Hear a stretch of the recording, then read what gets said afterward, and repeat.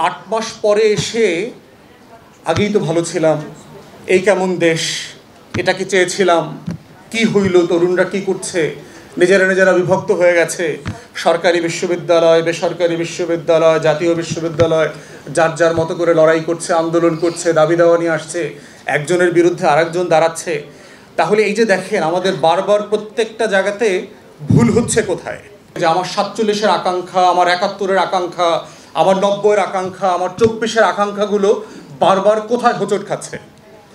যুদ্ধের সময়কার আকাঙ্ক্ষা এবং নেতৃত্বের ধরন, যুদ্ধের পরবর্তী আকাঙ্ক্ষা এবং নেতৃত্বের ধরনের মধ্যে তফাৎ থাকতে হবে। বান্ডেল থাকলে প্রতি সেনমানিতে টাকা বাঁচবে। বিকাশ সেনমানি বান্ডেল কিনে জিতুন প্রতি লেনদেনে।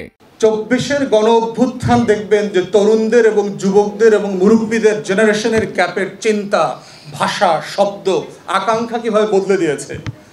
আপনাদের চোখে হয়তো কদিন আগে একটা পলিটিক্যাল জরিপ করেছি কিনা, চোখে দেখবেন যে ব্রেইন ইনোভেশন মিলে একটা জরিপ করেছে যে কালকে ভোট হলে কাকে ভোট দেবেন আপনারা।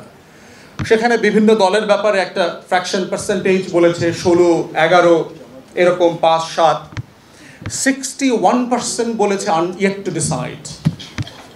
পৃথিবীতে যেখানে ডেমোক্রেসির চর্চা হয় আপনি কোথাও দেখবেন না 10, 15, 20%-এর উপর সুইং থাকে।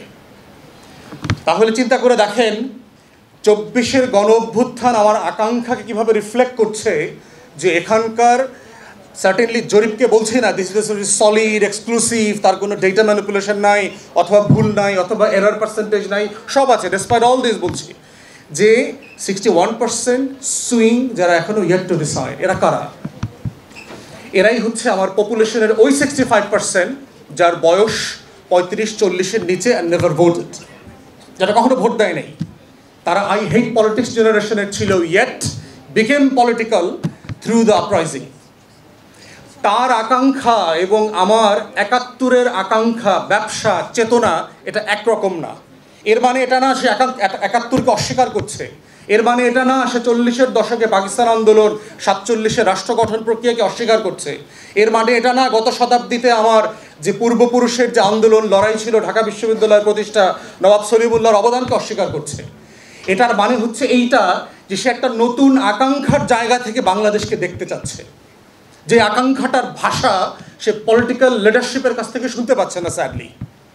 এবং এটাই হচ্ছে জেনারেশনাল গ্যাপ তৈরি করছে ভাষায়, আকাঙ্ক্ষায়, লিডারশিপের স্বপ্নে। তো সেই জায়গা থেকে আমরা দেখতে পাচ্ছি যে তরুণদের যে বাংলাদেশ 2 গড়বার আকাঙ্ক্ষা, দায় ও দরদের রাজনীতির কথা বলছে। এই জন্য দেখেন what a difference of language.